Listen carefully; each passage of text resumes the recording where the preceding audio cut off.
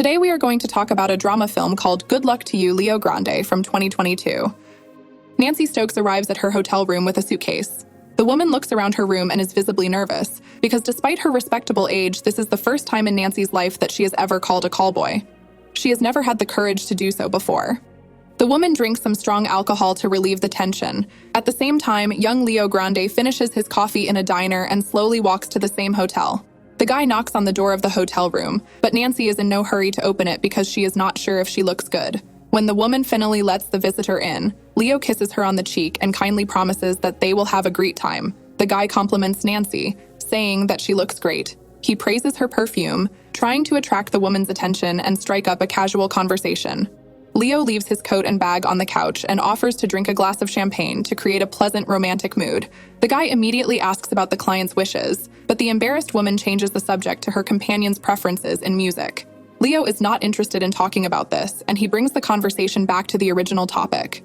Nancy, after a few general phrases, admits that she was happy in her marriage, but her husband died 2 years ago of a heart attack. In her entire life, she has had only one partner, her late husband. However, she had never reached the peak of pleasure in her life. She was unable to enjoy herself with a partner or with herself. Even today, she does not even hope to do so. The woman decided to diversify her boring life a bit and call it an ad on the internet. Even after talking to Leo, Nancy continues to be very nervous and asks the guy to do his job as soon as possible. However, he suggests taking their time to fully enjoy their date. The woman declares that today's meeting is a great idea, as she has been a faithful wife all her life and a teacher at school, telling children about morals and ethics. And what she is going to do today seems very shameful to her. Leo listens to the woman with a smile as she sits on the couch and then goes over to her and gently helps her calm down. Nancy runs to the restroom to change into a more appropriate outfit for the occasion. As soon as the client goes to the restroom, Leo also becomes very nervous, and he can't seem to find the right position on the bed. Then he gets out of bed and takes a bottle of strong alcohol from the fridge and takes a few sips. To block out the smell of alcohol, he snacks on a chocolate bar. However, when Nancy returns, she asks her companion to brush her teeth because she cannot stand the smell of chocolate. When Leo gets closer to the woman, Nancy once again wants to break off their date because she is too shy. However, the persistent guy suggests that they both lie down on the bed and cover themselves with a blanket to feel more comfortable. When Leo mentions his mother, the woman starts asking questions about her. She finds out that the boy is lying to his mother and says that he seems to work for an oil company. Nancy, in turn, talks about her adult daughter and son, who often disappoint her. Leo turns the conversation to the client's personal life, and she admits that there are many things she would like to try in the love sphere, but her husband considered it shameful, humiliating, so they never tried anything but the classics. Nancy cries at the memories that come flooding back, and then Leo kisses her gently, and the two finally get down to business. A few days later, the couple meets again in the same hotel room. This time, Nancy has thoroughly prepared for the meeting, making a list of everything she would like to try. The woman says she would like to get everything done today because she is not sure she has enough money for a third session. However, the client cannot decide to experiment, although she admits that she has been dreaming about it for many years. On top of that, Nancy gets a call from her daughter, who once again complains about her problems.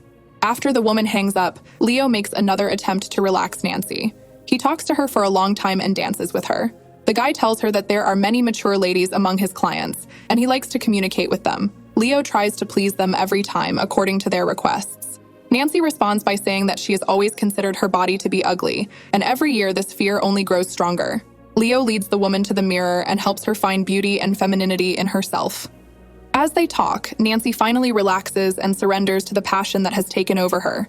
The woman has been looking forward to 3 meetings, and the day finally comes. They start the meeting right away with a passionate hug. After the pleasant activities, Nancy confesses to Leo that she did a little research on the internet and found out his real name and surname. The guy gets very tense when he hears this. He shouts that the client has crossed the line because it is his private life. However, the woman does not calm down and continues to ask the guy questions and give him unnecessary advice about his real life. She tries to talk to Leo about his close relatives, especially his mother. The boy is unnerved by the fact that Nancy persists in prying into his soul despite his requests.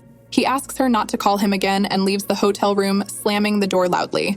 However, a few minutes later, Leo returns, shouting that he forgot his phone. He begins to nervously search the room, but the cell phone is nowhere to be found, and the guy calms down a bit and decides to tell Nancy about what has been a heavy burden on his heart for many years. It turns out that Leo's mother is as righteous and strict a woman as Nancy. When her son turned 15 and they had a fight, the woman did not seek reconciliation with her son, but simply kicked him out of the house, telling everyone that he was dead. Leo says with tears in his eyes that they have not communicated since then, and when his mom saw him, she just walked right past him. The guy kisses Nancy on the cheek goodbye and leaves the hotel room, leaving the woman at a loss. She regrets that they will never see each other again. A month passes, and Nancy calls Leo again, suggesting that this time they meet not in the hotel room, but in the hotel restaurant. She feels nervous, waiting for the guy to show up. When Leo arrives, Nancy apologizes for her intrusiveness. The woman says that she has recommended the guy's services to all her mature friends who, in her opinion, need similar meetings of this kind. After talking to the guy, Nancy wants to go home. But at that moment, the waitress Becky, who turns out to be Nancy's former student, comes to the table. At first, the old teacher feels embarrassed in front of the girl she once taught morality and adherence to moral principles. The woman tells the student that she is buying a car from the guy, but after a little thought, Nancy calls Becky back to her room and confesses that this is the 4th time she has come to this hotel to use the services of a call boy. Leo is truly a professional in his field. While the surprised girl stands there with her mouth open, the couple goes up to the same hotel room and gets down to business without delay. Nancy finally realizes all her fantasies, which she has been dreaming about for so long, and feels really happy about it. Leo decides to bring his companion to the greatest pleasure with a special toy. He tries to find it in his bag. Having found the toy, the guy turns to Nancy, and by her satisfied face, he realizes that the woman herself has coped with the task perfectly.